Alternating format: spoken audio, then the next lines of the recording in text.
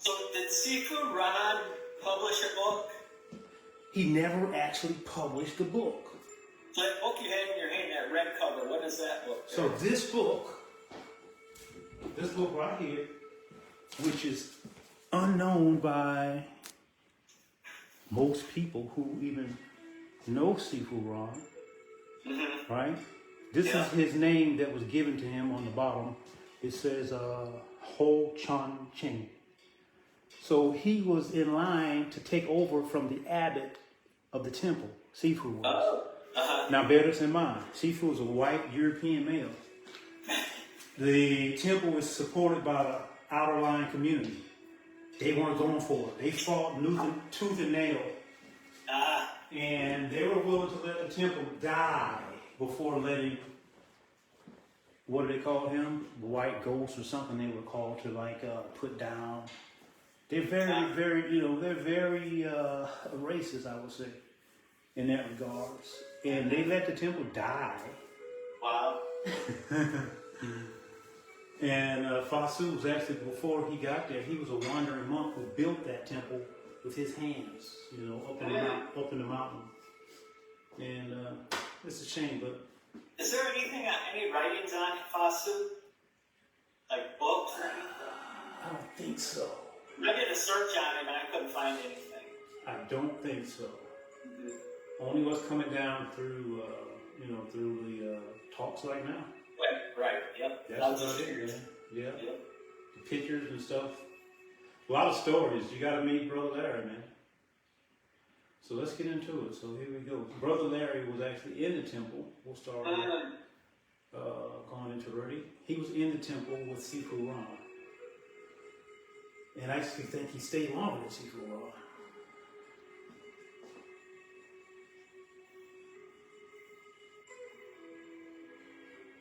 So let's start off with some preparation for him.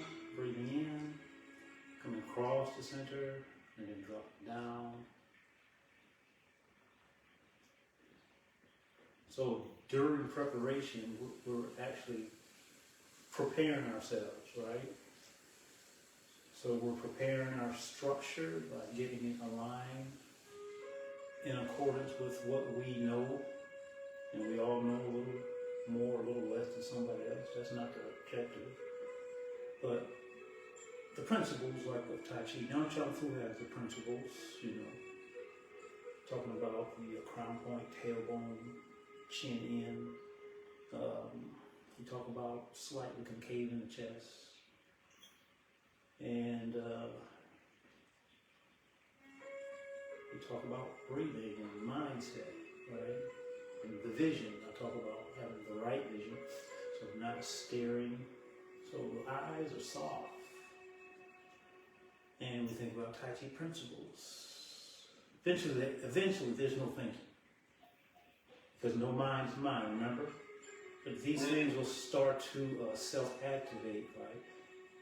Because you'll just remember one today, maybe two tomorrow, and you'll forget about it. But they'll always come back because you're always planting seeds. And there's no rush, no force. But eventually you don't have to think about it. It's just happening. And then sometimes you won't do it and you'll correct yourself. That's just the way it is. That's life. And that's why they say the form always changes. One of the reasons anyway. So the form will always change. Unless we choose not to practice, So preparation. I like to think of a pilot going through his flight checklist, preparing the aircraft for takeoff, for flight takeoff, right? So our body is the aircraft. It needs to be physically in a certain structure, we say. Skeletal structure. And then there's a mental structure. And then I like to think of the breath. So those are the three main things. So the breath is, and this is a big one, family.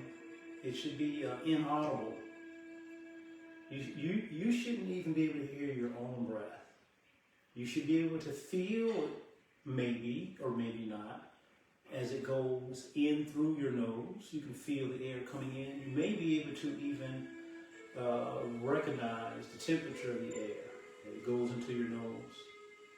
And also as it comes out of your nose, you may feel it passing across your lips. May or may not. And also you may recognize that temperature. So we're breathing in, out of the nose. This is part of the flight check. Tip of the tongue is another big one, placed at the roof of the mouth. Let's transition into the next posture. Breathing in, we're going into inward outward form. So the tip of the tongue is placed at the roof of the mouth, on your hard palate, behind your front two teeth. So there's a very important inner center that is located there. Not even a center, I would just say a point. Something like an acupressure point, acupuncture point. Very same thing. And when we put our tongue there, we could compare that to like plugging in a plug. In order to get the light bulb to turn on, we must have it plugged in. Same idea. We got to plug in that the tongue in order to activate that particular acupressure, acupoint. And will you always remember? Probably not. But eventually you won't have to think about it, and you'll remember a lot more than you don't.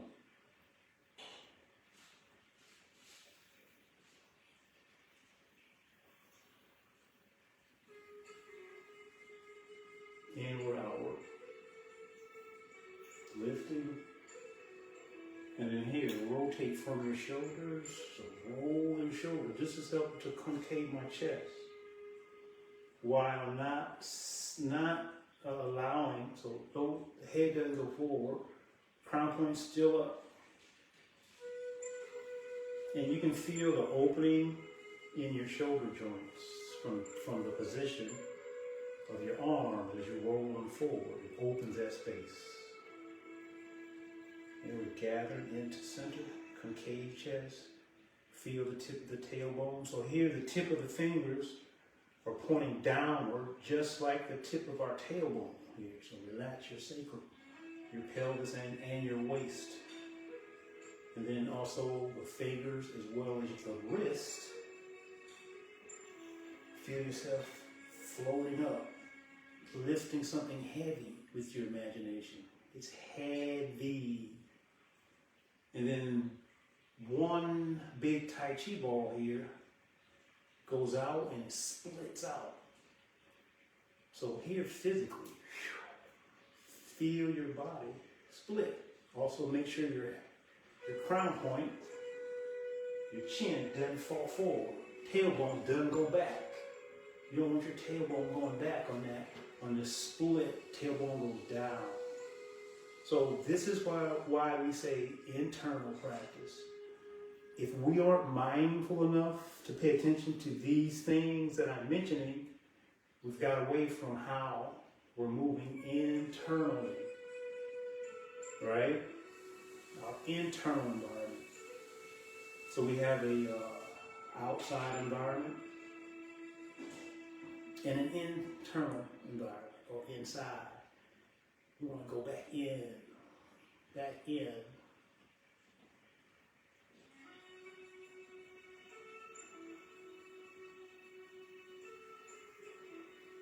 Now, while going through this solo form practice, here's another part. Now that we've already taken flight, remember the analogy, the pilot?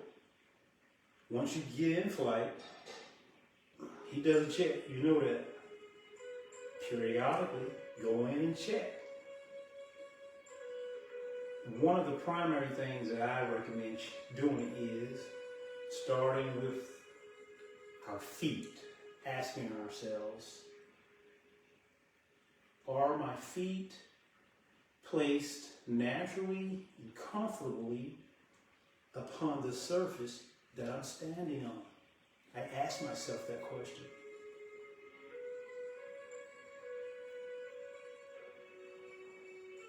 And then I go into my feet now because I've activated my nervous system to go into my feet by asking that question. I go in and feel. Always do it. Is bringing more sensitivity into your feet. You're putting your mind in your feet. And then you go into your feet and then you start doing what's necessary to allow your feet to accomplish what you just asked. So feeling into the soles of your feet, go into your toes. Feel the joints. Are your toes gripping the floor? If toes are gripping the floor, the feet are not relaxed. We just answered our first question. So relax our feet, relax our toes by relaxing our feet. Feel that. And now we play from there. We play from this level of awareness. It's rooted in our feet. Am I relaxed in my feet? And just play with that. And you can do it many times. You're still building up that mindfulness in your feet. And then from there, family, go into your ankles. The ankles are notoriously known, and I say that with an accent, because that's our first joint from our first major connection to the earth. If the ankles are frozen or not moving as they should naturally, we want to start going into our ankles more.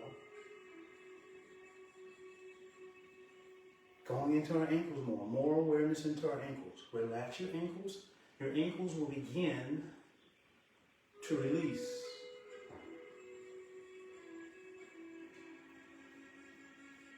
Now, here's a way that allows me to release my ankles more. So I use my mind and I imagine that I've added 4 ounces of weight, only 4, to the very tip of my tailbone, the coccyx. Go ahead, play with that. Add 4 ounces of weight to the tip of your tailbone and feel into your lower spine, into your pelvis, into your hips and your waist. Even if you need to stop and feel that, stop and feel that. Add 4 ounces right on the tip. And then go into your ankles. And then proceed from there. Going all the way up your spinal column, relaxing every joint in the same manner, with the same level of awareness, the same level of intent. If you know you have stressful shoulders, most of us do, even if we don't know, go into your shoulders a bit. Take your mind in there. If there's an injury in your body, anywhere that you have not quite gotten over yet, take your mind there.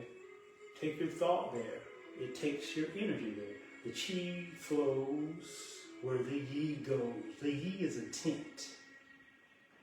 No force, soft, gentle intent. Just breathing into that problem area. Just breathe into it.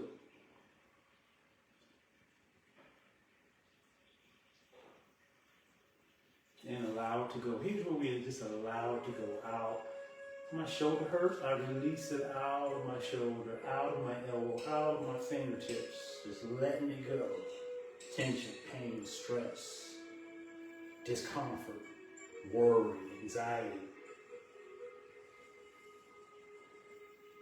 It's all energy in various forms. Let it go, mind. And once we let it go, the concept is it goes, it settles down, it goes back into the earth, and the earth is a yin energy that recycles, replenishes, rejuvenates, and then we breathe up. The soles of our feet coming in, connecting with energy lower down to yin, and expanding out into the infinity, growing, opening, sharing, allowing, flowing, rejuvenating, repeating.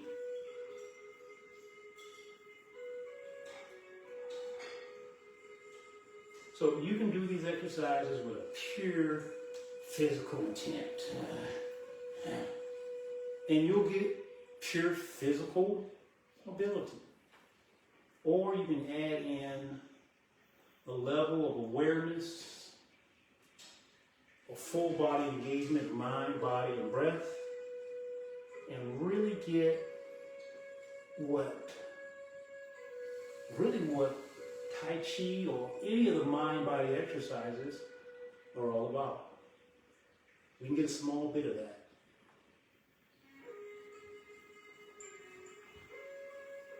Inward out. So family, when I say we do our practice solo, take this approach, this mindset that I offer you today. Take that and just travel in your Tai Chi. Work with it for a while. And I guarantee you, you'll be getting with me, letting me know that your Tai Chi has changed. Your level of awareness has changed. You're becoming a lot more sensitive to your environment. Not in a negative way.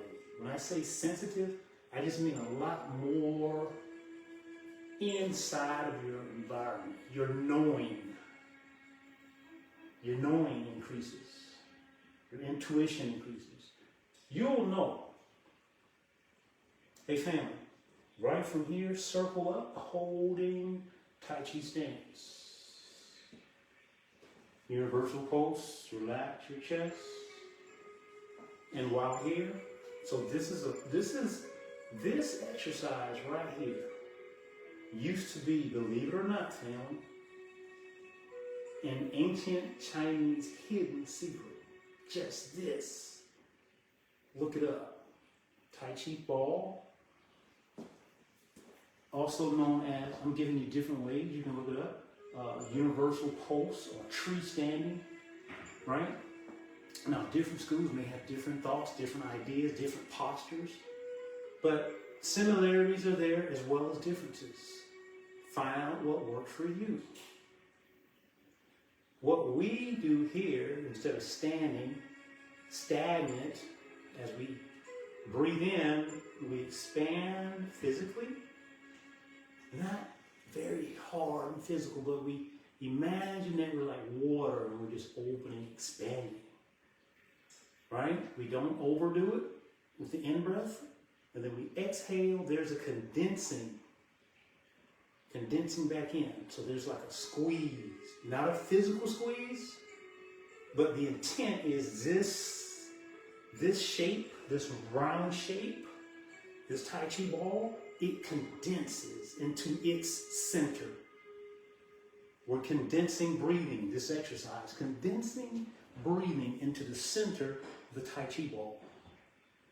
It expands with no force. Now keep going with that. As you expand, feel the expansion right between your shoulder blades, right in here. There's an acupressure point in there. Forget the name. Put your mind there. Connect that center with the center of your Tai Chi ball. The one that's expanding and contracting has a center. Connect that one with the one in the center of your shoulder blades. On the inhale, expansion and condensing. Now, also bear in mind, family, as we expand here, we expand here. We expand here. Everything is expanding. We are the Tai Chi ball. We are the Tai Chi ball. Now, here's a good time to do that flight check. Do the flight check. Have we gotten too physical? Are we engaged in too many muscles? Are we holding on to tension What about the soles of our feet? Remember we started in the soles of our feet? Go back there. Check your toes, make sure they are in a state of release, not gripping the floor. The soles of your feet, are they relaxed? Ankles, knees, hips, climb all the way upward into your byway, the very tip of your crown point. Make sure, I didn't mention this earlier, that we have that. Now, there is I want to say a slight tugging up, not a chin going up as it goes up. It's like as if you're hanging from your midline, your byway. Now, at the same time, family, you got to get this just right. The tailbone is going down a little bit. Same time. And when you get it just right, you're going to feel your vertical hold a lot more. Because you have no conflict inside of your physical structure and the earth itself, because you've got the vertical pole extended. So you're right where you need to be. You'll feel it. And here's a way to know. On your breath, if you feel like you're like floating, I'm overdoing it now so you can just see it. There should be a subtle moving of the body without you making it happen. It just happens naturally. Pay attention to it and then stay in that state of being. And you want to work from there. That's where you want to work from. When I say from there, I'm talking about that feeling, that state of being. Like right there, I felt like I was almost like going on my heel. You couldn't see me probably. Yeah, because that's where I was being floated. But on this side, it was different. You may notice different things. Don't make it happen. You are the observer. Remember, meditation in motion. If you're sitting there like a lump on a log, there's no meditation. You're out of Tai Chi. It happens all the time. We all do it. Now here, family, from here, condense. Allow the ball to come down. Flight check. Coming in for landing. How's the shoulders feel? They probably accumulated some stress just from the posture alone. Check in. How do you get rid of it? How do you dissipate it? Put your mind in the shoulder or shoulders. No force. Start there. Imagine breathing into that space, that generalized location.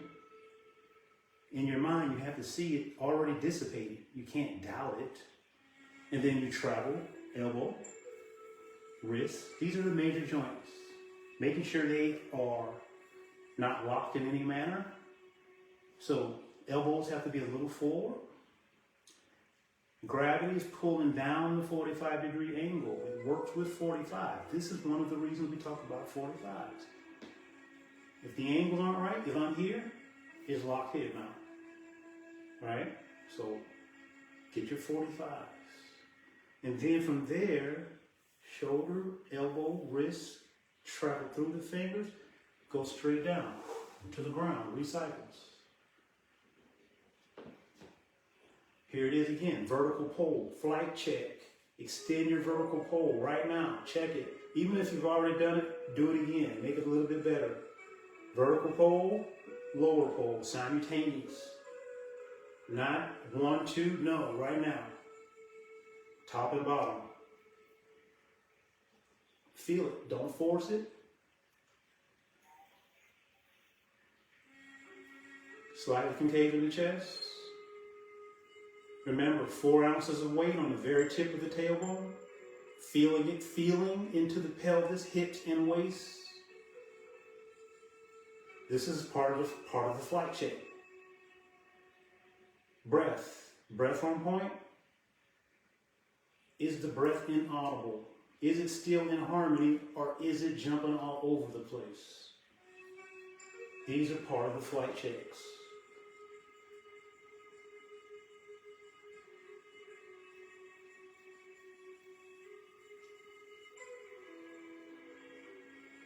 From here, family, bring out the Tai Chi ball. Feel into the space. Turn Tai Chi ball.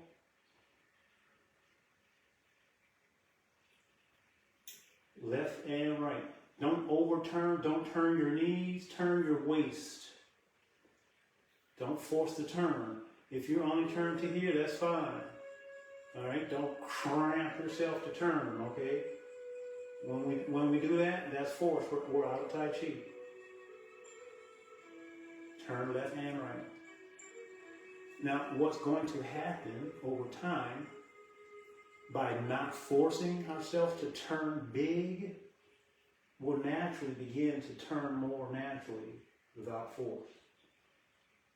Our range of motion will increase with awareness, not with force.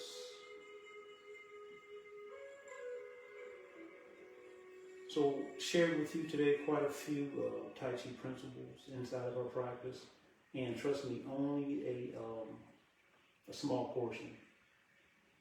And these are some things that have constantly and consistently continued to help me along the way in my Tai Chi practice. Simple.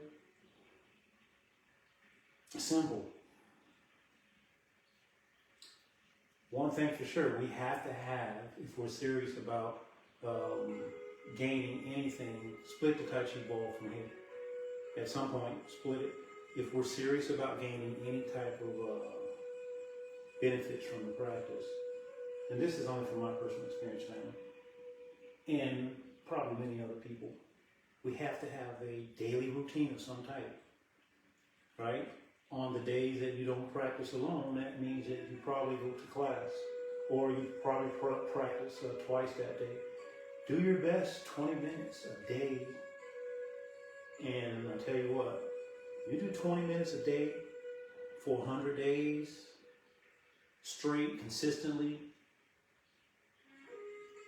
I mean, like really dedicating yourself to the practice because you know what it can do for you health-wise. It's just that serious. I'm telling you what. That's like,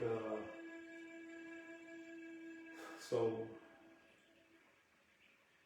if you think of just fuel for the fire, you know, you want to intensify. It's like momentum. When you intensify the momentum, not with force,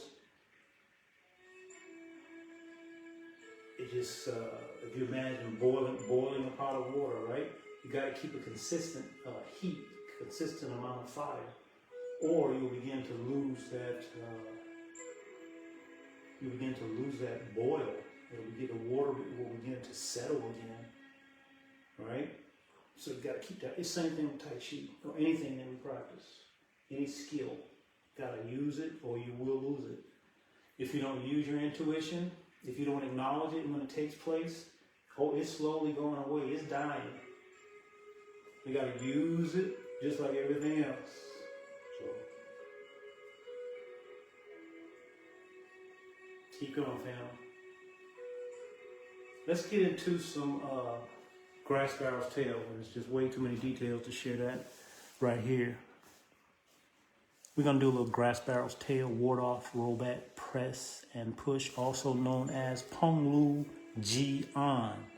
If you don't know about it, you should know about it, family. It's a phenomenal exercise. I'll share a video